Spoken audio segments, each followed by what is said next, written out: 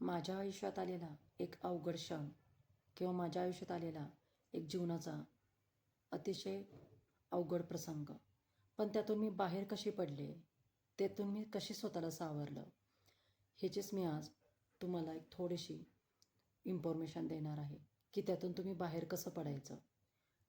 तुम्हालाही असं कधी तर झालं आहे का की काही लोक खूप महत्त्वाचे आहेत आपल्या आयुष्यात, पण त्यांच्या सहवासामुळे आपल्याला अजिबात शांत वाटत नाही, एक अस्वस्थता जाणवते. काही नाती आयुष्यात सुखापेक्षा मनाचा त्रास अधिक देतात. त्यांच्याशी बोलताना किंवा त्यांच्या सहवासात जाताना मनावर ओझं येतं. त्यांच्या एका वाक्याचा आपण दिवसभर विचार करत राहतो आणि त्याचं वागणं समजून घेण्यात आपली सगळी ऊर्जा खर्च होते. अशा वेळी असं वाटतं की ही व्यक्ती माझ्याजवळ ठेवण्यामुळे मी माझ्यापासून आणि माझ्या ध्येयापासून दूर चालले. खरोखरच काही नाती, काही लोक आणि त्यांच्या सहवासामुळे आपल्या आयुष्यातील शांतता हरवून जाते. पण मग आपण काहीच करू शकत नाही का? कारण ते नातं आपण तोडू शकत नाही. कधीकधी आपल्याला एकत्र राहावं लागतं किंवा सतत संपर्कात यावं लागतं. अशा वेळी काय करायचं? भावनिक अंतर निर्माण करायचं, कारण नातं बऱ्याचदा आपण तोडू शकत नाही. त्यावेळी त्या नात्यामध्ये भावनिकरित्या तितकंच गुंतलंही गरजेचं नसतं किंवा आपण त्यात गुंतूनही राहू शकत नाही. खूप जणांच्या आयुष्यात अशा लोकांना सोबत एकत्र राहावं लागतं, ज्यावेळी सतत त्यांच्या वागण्याचा खूप त्रास होतो. कोणीतरी सतत आपल्याला मानसिक छळ करत असतं.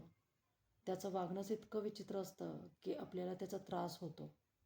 यासाठी काय करावं, हे नाते कसं सांभाळावं हे बघूया. कारण की हा माझ्या जीवनातला आलेला स्वतःचा अनुभव आहे. सगळ्यात पहिलं म्हणजे भावनिक अंतर ठेवायला शिकूया. हे भावनिक अंतर समजून घेताना एक गोष्ट लक्षात घेऊया की भावनिक अंतर ठेवणं म्हणजे नातं तोडणं नाही. भावनिक अंतर म्हणजे त्या व्यक्तींचा, त्यांच्या शब्दांचा, त्यांच्या कृतीचा आणि त्यांच्या व्यक्तींच्या मतांचा तुमच्या आयुष्यावरती किंवा तुमच्या मनावरती कोणताच परिणाम होऊ न देणे किंवा त्यांचा कोणताच विचार न करणे. त्याचा परिणाम आपल्या आयुष्यावर होता कामा नये. बऱ्याचदा आपण अशा लोकांच्या सहवासात जातो, ते पूर्णपणे टाळता येत असलं तरी टाळायचं. का टाळायचं? कारण त्याचा आपल्याला त्रास होतो म्हणून. त्या व्यक्तीपासून जेवढं दूर ठेवता येतील तेवढं स्वतःला दूर ठेवायचं. पण काही केसेसमध्ये हे शक्य नसतं.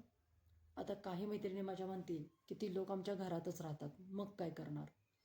तर अशावेळी जर आपण त्या व्यक्तींशी बोलताना किंवा प्रत्येक वाक्यावर ती व्यक्ती उलटच काहीतरी बोलत राहत असेल किंवा सतत आपल्याला कंपेअर करत असेल, सतत आपल्या कामाच्या चुका काढत असेल, जर समोरचा व्यक्ती वाजवीपेक्षा जास्त अपेक्षा आपल्याकडून करत असेल, आपल्या वागण्याचा, आपल्या बोलण्याचा समजून घ्यायचा पलीकडे गेले असेल, तर तिथे भावनिक अंतर ठेवायला शिका. कर्तव्य दूर राहूनच करायला शिका. जर एकाच घरात राहावं लागत असेल तरीही तिथे आपल्याला आपली काही कर्तव्य आणि जबाबदाऱ्या पार पाडाव्या लागतात. तर त्यावेळेस काय करायचं? अशा वेळेस आपण नाही टाळू शकत, पण ती व्यक्ती किंवा त्या गोष्टी डोक्यातून न घेता आपण तिथून लांब राहायचं. कारण जर आपण आपल्या डोक्यात घ्यायला लागलो तर आपली वर्ष वाया जातील आणि नंतर आपल्याला पश्चाताप होतो की बापरे, मी का इतका विचार केला, ती व्यक्ती काय करणार आहे, आपल्याबद्दल कोणाला काय सांगणार आहे, की ती कोणाशी कसं वागणार आहे, हे आपल्या नियंत्रणात नाही आहे किंवा ते आपण त्यांच्यावरती कंट्रोलच ठेवू शकत नाही. आणि त्यांना तुम्ही किती जरी पकडलं, किती जरी सांगितलं, तर ते कधीही त्यांची चूक मान्य करणार नाही. त्यामुळे त्याचा त्रास करून घेणं सोडून देऊयात. सगळ्यात आधी तर या सततच्या नकारात्मक ऊर्जा देणाऱ्या लोकांपासून अंतरच ठेवायला शिका. जेवढं जास्त तुम्ही अंतर ठेवाल तेवढं तुमचं आयुष्य सुंदर आणि छान बनेल. नमस्कार मंडळी, मी अश्विनी, तुमची जवळची मैत्रीण. माझं अश्विनी लाईफ लेसनमध्ये तुमचं स्वागत आहे. बघा, काही लोकांशी बोलल्यानंतर अगदी 2 मिनटं जरी बोललात तरी मन प्रसन्न होतं. पण काही लोकांचं नुसतं समोर गेलं तरी आपल्याला त्यांचा त्रास व्हायला लागतो. ती लोकं अगदी समोर दिसली तरी आपल्याला पूर्ण आपलं मोरल डाऊन होतं किंवा आपल्याला राग यायला लागतो. काही लोकांच्या नजरेत सुद्धा खूप खराब व्हायब्रेशन असतात. आपल्याबद्दल विनाकारण एखादी व्यक्ती आपल्याला उगाचच हेट करत असतं आणि मग त्यांच्या आपल्याला त्रास होतो. जर त्या व्यक्तीच्या स्वभावातच हेट असेल किंवा त्या स्वभावात त्याचा स्वभावच निगेटिव्ह असेल, टॉक्सिक असेल, तर आपण प्रेम कसं होतणार? हे खूप सोपं आहे. प्लीज स्वतःला त्रास करून घेऊ नका. स्वतःला सिद्ध करण्याच्या तर अजिबातच भानगडीत पडू नका. तुम्ही एकच व्यक्ती नाही आहे. स्वतःला सिद्ध करण्यासाठी स्वतःसमोर उभं राहा आणि ध्येयापर्यंत घेऊन जा. दुसरी गोष्ट म्हणजे तुमच्या मर्यादांचा आदर न करता दुसऱ्यांना किंमत द्यायचं बंद करा. कारण की तुमच्या मर्यादांचा आदर करणाऱ्या लोकांपासून दूर व्हा. आपण स्पष्टपणे सांगूयात की ही गोष्ट मला आवडत नाही आणि ती चुकीची आहे. तरी तीच गोष्ट वारंवार केली जात असेल तर त्या व्यक्तीचं सांगणं सोडून द्या. भावनिक अंतर ठेवायला आणि सोडून द्यायला शिका. कारण कोणीही ऐकणार नाही आहे. काही ठिकाणी तुमचं वेळेच्या भावनांचा आदर नाही करू शकत एखादी व्यक्ती. आणि अशा वेळी सतत समजावून सांगून आपण वेळ वाया घालवण्यापेक्षा बघा आणि सोडून द्या. मला या विषयावर बोलायचं नाही आहे, मला हे आवडत नाही आहे किंवा ही माझ्यात बसत नाही आहे किंवा तुम्ही नाही बोलायला शिका. प्रत्येक गोष्ट तुम्हाला जी आवडत नाही आहे ती नाही बोलायला शिका. मी बोलणार नाही ही वाक्य बोलणं स्वार्थपणा नाही आहे. आपण जी व्यक्ती पूर्णपणे सोडलेली नसते, फक्त त्यांच्या सुधारण्याचा ठेका आपण घेतलेला नाही आहे. जी व्यक्ती आयुष्यात कधीच सुधारणार नाही किंवा त्याच्यात बदल घडणार नाही, पण त्यांना सुधारवायचा काय ठेका आपण आयुष्यभर घेणार आहे का? नाहीच ना. तिसरी गोष्ट म्हणजे सतत तुमची तुलना करणाऱ्या लोकांपासून दूर राहा. जर सतत तुलना ऐकायला मिळत असतील तर आपण आपल्या आयुष्याकडे कमीपणाने पाहायला लागतो. आपला प्रवास वेगळा आहे हे आपल्याला माहीत आहे. त्यामुळे समोरच्याला 10 वेळा सांगून कळत नसेल तर 11 वेळेला डोकं आपटवायला जाऊ नका तिथं. आणि त्या व्यक्तींना तुम्ही किती जरी सांगितलं तर काही फरक पडणार नाही. चौथी गोष्ट म्हणजे तुमच्या मनःशांतीची किंमत ओळखा. काही नाती आपण सवयीमुळे टिकवतो.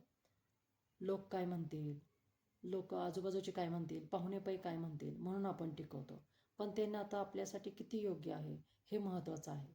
जर त्या व्यक्तीमुळे आनंद मिळत नसेल, फक्त त्रास दिला जात असेल, आपल्याला मानसिक खच्चीकरण आपलं होतं आहे, आपण डिप्रेशनमध्ये जात असेल तर तिथे अंतर ठेवायला पाहिजे.